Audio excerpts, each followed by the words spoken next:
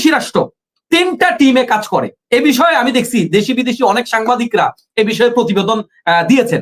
A team, B team, C team. A team হচ্ছে সরাসরি স্বৈরাচার যারা পতন হয়েছে, এরা হচ্ছে এ টিম, এরা মানে পাশের দেশের হয়ে কাজ করে। বি টিম হচ্ছে কারা? যারা সুশীল হয়ে কাজ করে কিন্তু কৌশলে ওই যে ওদেরকে প্রমোট করে দেয়, যারা দেশাদ্রোহী তাদেরকে প্রমোট করে। সি টিম হচ্ছে ওদেরকে সারা বছর গালিগালাজ করার জন্য রাখছে। ওরা ভারতকে গালিগালাজ করবে, আওয়ামী লীগকে গালিগালাজ করবে, আর দিন শেষে এ টিম বি টিম যখন ফল করবে তখন তারা এসে দাঁড়াবে। ঠিক সেই জায়গা থেকে 2 দিন আগে আমরা দেখেছি আসিফ নজরুল সাহেব বলেছে, আমি রাসূল সাল্লাল্লাহু আলাইহি ওয়াসাল্লামের সিরাত লিখবো, আমি ভালো হয়ে গেছি। লোকজন মনে করছে তার মতো ফেরেশতা মনে হয় বাংলাদেশে আর কেউ নেই। ইসলামী মনা লোকদের মোটামুটি একটা ম্যান্ডেট নিয়ে নিছে এই কথা বলে, অপরদিকে ছাত্রদেরকে সহযোগিতা করেছে, পাশে থেকেছে, শাহবাগ গিয়েছে, আন্দোলনে নেমেছে, এগুলা করে করে হাসিনার বিরুদ্ধে বক্তব্য দিয়ে দেশের মানুষের মোটামুটি মন জয় করে ফেলছে। দেশের মানুষ মনে করছে আরে এ তো সবচাইতে বড় দেশপ্রেমী। কিন্তু এখন যেটা দেখা গেল যে আসলে তো সব নাটের গুরু ওই লোক। যত এই যে কদিন আগে মানে এখন যে উপদেষ্টাগুলো নিয়োগ হচ্ছে, এদের ম্যাক্সিমাম লোকের ব্যাপারে জাতিসত্তাহারির এ বিষয়ে যদি কথা বলতে হয়, আসলে সবগুলো ষড়যন্ত্র একই সূত্রে গাঁথা। দেশ বিরোধী যতগুলো ষড়যন্ত্র আছে, আমি আমার জায়গা থেকে আমি বলবো সবগুলো ষড়যন্ত্র একই সূত্রে গাঁথা। এবং খুব আফসোস করে একটা কথা বলতে হয়, এদেশের কর্ণধার যারা গত 54 বছরে ছিল, তাদের বড় একটা অংশ দেশপ্রেমিক সেজেছে, কিন্তু তারা দেশকে ভালোবাসেনি। এটা হচ্ছে আমাদের জন্য দুর্ভাগ্য। আমি বলবো না সবাই, একটা বড় অংশ এরকম যারা দেশপ্রেমিক সেজেছে। আর দেশের মানুষের জন্য অকল্যাণকর ব্যাপার, ভয়ের ব্যাপার, খারাপ ব্যাপার হচ্ছে এই, সাধারণ জনগণ, এদেশের মানুষ অল্প শিক্ষিত, কম শিক্ষিত, অশিক্ষিত, এটার পরিমাণ অনেক। এই জায়গায় এদেশের মানুষ এদেরকে যাচাই বাছাইও করতে পারেনি। এরা দেশাদ্রোহী, কিন্তু দেশের মানুষ ভেবেছে সে অনেক বড় দেশপ্রেমী। এরা দেশ বিক্রি করতেছে, দেশের মানুষ ভেবেছে সে অনেক বড় দেশপ্রেমী। যে কারণে দেখেন এদেশের মূর্খ মানুষগুলাকে শেখ হাসিনা যেভাবে বুঝাইছে, এদেশের মানুষগুলো ঠিক এভাবেই বুঝেছে।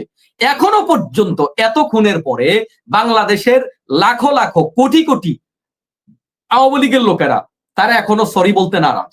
তারা এখনো মনে করতেছে শাপলা চত্বরে তারা রং মেখে বসেছিল, শেখ হাসিনাকে এত বিশ্বাস করে, মানে সেখানে কোনো গুলি হয় নাই। তারা এখনো বিশ্বাস করতে নারাজ। আয়নাগর কিন্তু নাই। আয়নাগর 6 মাসে ডক্টর ইউনূস সাহেব বানাইছে। তারপরে তারা এখনো পর্যন্ত এত জঘন্য জঘন্য এই যে 2000 কিংবা তার চেয়ে কম বেশ ছাত্ররা জীবন দিয়েছে, এটাকেও তারা মানতে নারাজ। মানে তাদের চোখের সামনে এত বড় বড় অপরাধ হয়েছে, কিন্তু তারা দেখেন এটা স্বীকার করতে নারাজ। না, এগুলো হয়নি। ঠিক তেমনি ভাবে আমি হয়তো সে জঘন্য অপরাধী তাই তার নাম বললাম। আপনি এর বাহিরেও ডানে বাঁয়ে যে দলগুলো আছে, কেউ কম জুলুম করেছে, কেউ বেশি জুলুম করেছে, দিন শেষে পৃথিবীর মানে আমাদের শত্রু যে রাষ্ট্রগুলো, তাদের সাথে তারা ভিতরে ভিতরে সম্পর্ক রেখেছে। যারা আমাদের কল্যাণ চায় না, তাদের সাথে সম্পর্ক রেখেছে, টাকা পাচার করেছে, কিন্তু এদেশের সাধারণ মানুষ মনে করেছে এরা দেশপ্রেমী, এরা খুব ভালো মানুষ। এটা আমাদের জন্য মানে এই জায়গাটা থেকে বের হয়ে আসা কঠিন। যদি দেশের মানুষ বুঝতো প্রকৃত অর্থে কারা দেশপ্রেমিক, এটা যদি বাছাই করতে পারতো না, এই বিপ্লবের মতো একটা বিপ্লব করে দেশের মানুষ হয়তো ভালো মানুষের হাতে এই দেশ তুলে দিত। কিন্তু এই দেশের মানুষ তো বুঝতে পারতেছে না। যাকে দেশপ্রেমিক মনে করে তার কাছে যায়, কথা মানে কয়দিন পরে দেখা যায় এই লোকটাই সবচাইতে বড় দেশাদ্রোহী। আমাদের প্রতিবেশী রাষ্ট্র তিনটা টিমে কাজ করে। এ বিষয়ে আমি দেখছি দেশি বিদেশি অনেক সাংবাদিকরা এ বিষয়ে প্রতিবেদন দিয়েছেন। A team, B team, C team. A team হচ্ছে সরাসরি স্বৈরাচার যারা পতন হয়েছে, এরা হচ্ছে এ টিম, এরা মানে পাশের দেশের হয়ে কাজ করে। বি টিম হচ্ছে কারা? যারা সুশীল হয়ে কাজ করে কিন্তু কৌশলে ওই যে ওদেরকে প্রমোট করে দেয়, যারা দেশাদ্রোহী তাদেরকে প্রমোট করে। সি টিম হচ্ছে ওদেরকে সারা বছর গালিগালাজ করার জন্য রাখছে। ওরা ভারতকে গালিগালাজ করবে, আওয়ামী লীগকে গালিগালাজ করবে, আর দিন শেষে এ টিম বি টিম যখন ফল করবে তখন তারা এসে দাঁড়াবে। ঠিক সেই জায়গা থেকে 2 দিন আগে আমরা দেখেছি আসিফ নজরুল সাহেব বলেছে, আমি রাসূল সাল্লাল্লাহু আলাইহি ওয়াসাল্লামের সিরাত লিখবো, আমি ভালো হয়ে গেছি। লোকজন মনে করছে তার মতো ফেরেশতা মনে হয় বাংলাদেশে আর কেউ নেই। ইসলামী মনা লোকদের মোটামুটি একটা ম্যান্ডেট নিয়ে নিছে এই কথা বলে, অপরদিকে ছাত্রদেরকে সহযোগিতা করেছে, পাশে থেকেছে, শাহবাগ গিয়েছে, আন্দোলনে নেমেছে, এগুলা করে করে হাসিনার বিরুদ্ধে বক্তব্য দিয়ে দেশের মানুষের মোটামুটি মন জয় করে ফেলছে। দেশের মানুষ মনে করছে আরে এ তো সবচাইতে বড় দেশপ্রেমী। কিন্তু এখন যেটা দেখা গেল যে আসলে তো সব নাটের গুরু ওই লোক। যত এই যে কদিন আগে মানে এখন যে উপদেষ্টাগুলো নিয়োগ হচ্ছে, এদের ম্যাক্সিমাম লোকের ব্যাপারে জাতি সন্তুষ্ট না। তাইলে আমাদের এই বিপ্লবের পরে জাতির বিপক্ষে গিয়ে ওই উপদেষ্টাকে কেন নিয়োগ করতে হবে? যাকে জাতি খায় না, জাতি পছন্দ করে না, তাকে কেন জাতির উপর জাতির ঘাড়ে চাপাই দিতে হবে? তার মানে সব নাটের গুরু এই লোকটা। এখন এই যে বললাম সবগুলো একই সূত্রে, দেশদ্রোহী যতগুলা কর্মকাণ্ড আছে সবগুলো একই সূত্রে গাথা। আমরা এদেশের সাধারণ মানুষ দেখেন আলেমদের পছন্দ করে, আলেমদের ভালোবাসে, মানে আমাদেরও একটা শ্রেণীকে তারা কিনে ফেলেছে। কতটা দুঃখজনক! এদেশের মানুষ যাবে কোথায়? লোকটার পাঞ্জাবি পরা, মাথায় টুপি দেয়া, এদেরও একটা শ্রেণীকে তারা কিনে ফেলেছে। তো যেই কারণে খুব ভালো কথা বলতেছে, আবার নগদে 2 দিন পরে আবার পল্টি নিয়ে যাচ্ছে। এজন্য আমি বলবো এই হিজবুত তাহরীর এগুলা ওই যারা যারা আপনার কি বলে যে সচিবালয়ে যারা প্রথমে হামলা করেছে, যারা সংখ্যালঘু বেশে হামলা করেছে, যারা আবার আনসার বেশে হামলা করেছে, এগুলো প্রত্যেকটা একটা একটা আরেকটার সাথে ওতপ্রোতভাবে জড়িত। সাধারণ মানুষদের সাথে, সাধারণ মুসলমানদের সাথে এদের কোনো সম্পর্ক নেই। আমরা যারা বিভিন্ন অঙ্গনে কথা বলি, আলেম ওলামার সাথে সম্পর্ক আছে, ইসলামী বিভিন্ন দলের সাথে সম্পর্ক আছে। আমরা যেটা জানি বাংলাদেশের কোন ইসলামী দল, কওমি, আলিয়া, যত নেসাবের পড়াশোনা বাংলাদেশে আছে, এই জঙ্গিবাদী গোষ্ঠীকে কেউ সমর্থন করে না। এখন এতদিন তারা নাই, হঠাৎ করে কোথা থেকে আসলো? যেই সময় বাংলাদেশে এত দমন নিপীড়ন আলেমদের বিরুদ্ধে, ওই সময় কি বলে যে ওই সময় তাদেরকে পাওয়া যায় নাই। এখন হুট করে এতদিন পরে, এত বছর পরে হঠাৎ করে কোথা থেকে আসলো? আবার তাদেরকে এই মিছিল করতে সুযোগ কেন দেয়া হলো? এতটুকু সুযোগ কেন পেল তারা? এই পুলিশ তো এখনো আছে, যারা এর আগে অন্যান্য দলগুলাকে দাঁড়াইতেও দেয় নাই, ওই পুলিশ তো এখনো আছে। ওই পুলিশ বাংলাদেশে থাকা অবস্থায় কিভাবে তারা মিছিল করে, কার সহযোগিতায়, কার ইন্ধনে? এগুলা কিন্তু বর্তমান সরকারের উপদেষ্টা পরিষদের ভিতরে পেছন থেকে কারা সহযোগিতা করছে, তারা কিন্তু এগুলা এড়িয়ে যেতে পারবে না। যাই হোক, এই জন্য হিজবুত তাহরীর সহ আমি মনে করি এগুলা প্রত্যেকটা একটা অপরটার সাথে জড়িত।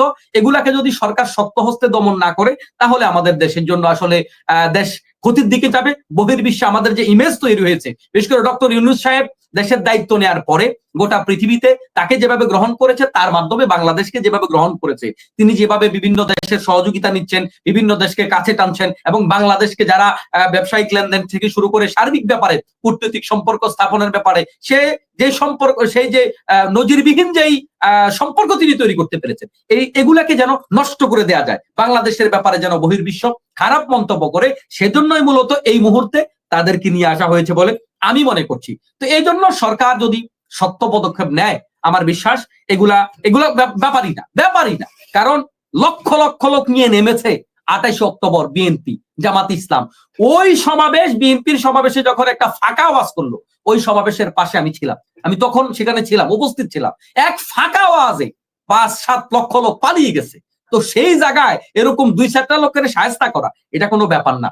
কিন্তু আমি একসাথেই বক্তব্য দিয়ে ফেলতেছি, কারণ হচ্ছে রমজান মাস, ব্যস্ততা আছে, এজন্য আমি একবারে মনির ভাই আপনাকে কথাগুলা বলছি। ফাঁকে কোনো কথা বলার থাকলে আমাকে একটু দয়া করে বলবেন, আমি একবারে শেষ করে ফেলতেছি। সেটা হচ্ছে আমাদের জন্য আফসোস হচ্ছে, দেখেন এতদিন পরে এই যে আমাদের দেশের এত লক্ষ লক্ষ কোটি টাকা ঋণ, তারপরে হচ্ছে এত প্রায় 28 লক্ষ কোটি টাকা পাচার হয়ে গেছে, তারপরে আমাদের আইন শৃঙ্খলা বাহিনী নিষ্ক্রিয়, আমাদের কাঠামোটা নষ্ট হয়ে গেছে।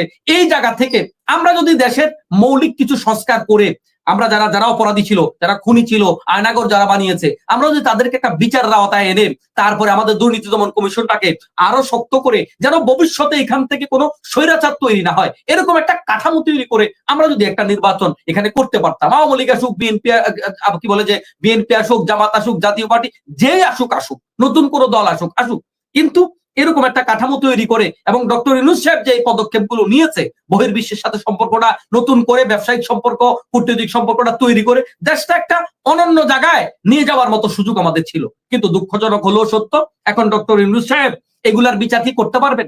এই সমস্ত আন্দোলন কি দমাতে পারবেন?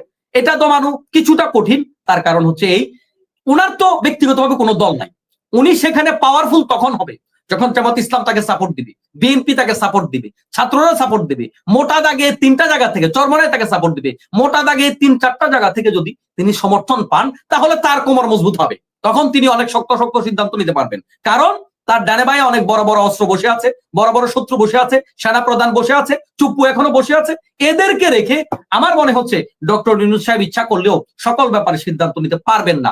এখন এই জায়গায় যদিও সেনা প্রধান আছে, যদিও চুপ্পু আছে, সেখানে যদি বাকি রাজনৈতিক দলগুলো তার পাশে থেকে দেশ গড়ার জন্য, যে আমরা ক্ষমতায় যে যাই যাব, কিন্তু দেশ গড়ার জন্য তাকে সহযোগিতা করে, একটা কাঠামোগত পরিবর্তন করে, একটা সংস্কার করে আমরা একটা ভালো জায়গায় দেশটাকে নিয়ে যাই, এই সহযোগিতা যদি আমাদের রাজনৈতিক দলগুলো করতো, তাহলে ইউনূস সাহেবের পক্ষে এই 2-4টা জঙ্গি মোকাবেলা করা এগুলা কোনো ব্যাপার না।